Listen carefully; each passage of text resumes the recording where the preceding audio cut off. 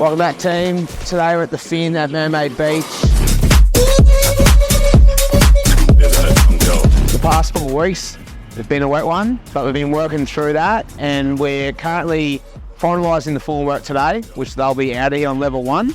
We got Rio fixers concurrently working with the form workers on site as well.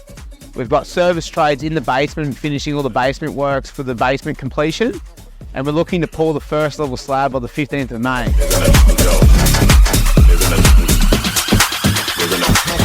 Once we've done that, that's going to set us up nicely for the remainder of the structure, as the first level is always going to be the hardest and the longest with all the steps in the formwork.